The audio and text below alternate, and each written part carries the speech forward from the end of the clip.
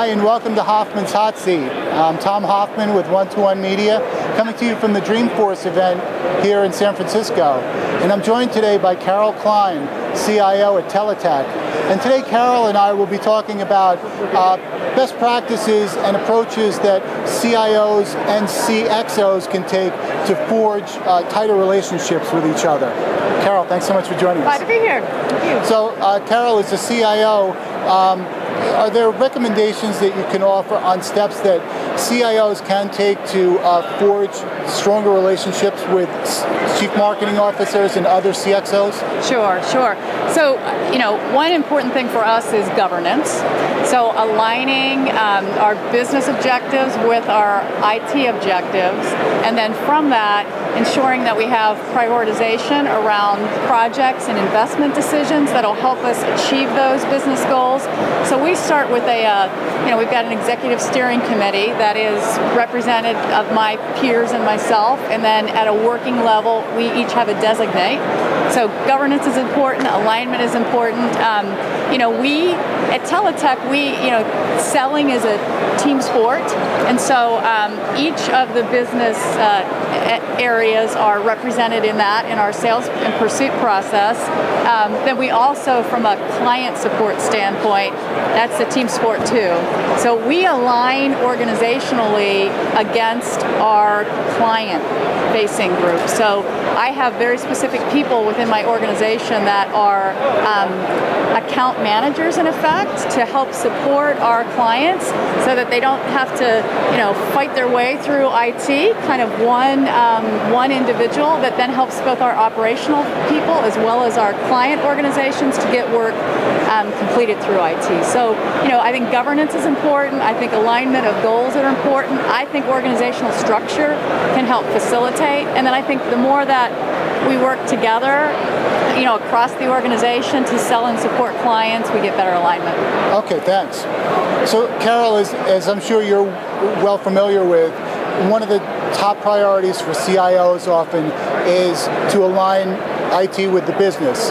And it often seems like the onus is on the CIO and the IT organization to make the majority of the steps in that direction.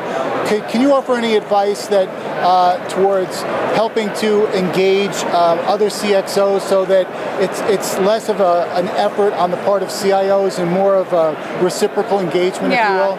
I think to start with, you need to have a framework by which you're going to make investment decisions, the trade-offs that you're going to make, and how the work gets prioritized. And I do think that the IT organization, with the help of finance in our world, really has the responsibility to get that process framed up. But I think once that process is in place, then I think it's a shared responsibility. In our world, I tell my peers, I don't wake up in the morning and create the work for the organization. My peers and our clients drive a significant amount of the work that we do in the IT organization. So, I think that becomes a responsibility then on the business to make sure that, on my business peers, to make sure that, there's well thought out business cases, good business rationale, that they will adopt the technology, because we don't do things just for technology's sake. We do things to help drive improvements in the business, and ensure that we've got kind of the closed loop process on the backside of a major system implementation, so that we make sure we actually got the business benefit that we thought we would. So I think when you can get to that shared world where IT has a structure and a framework, the business has ownership around why we're making some of the investments, and then to help ensure in a partnership the adoption, right. That's where we see success. So it sounds like you, and correct me if I'm wrong, it sounds like you do postmortems on some, if not all, major projects like that. Right, to make sure, because for us it's about adoption and then the actual driving that business benefit. Right.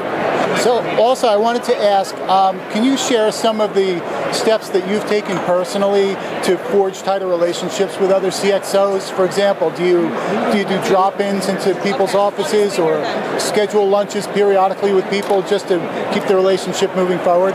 Yeah, we are I mentioned we kind of team play. So we spend a fair amount of time together in the normal course of business. Some of my peers are in decentralized locations, so that can make it a little bit more challenging sometimes just from a geography standpoint. We've got structured meetings where we come together, so it's kind of by design that we have time to spend together. And then I think just the kind of the nature of either drive-bys when we've got issues, or structured appointments when we have major project follow-up. I mean, those are all kind of the strategies. Right. Yep. Well, Carol, thanks so much for your time today. You're welcome. Thank you.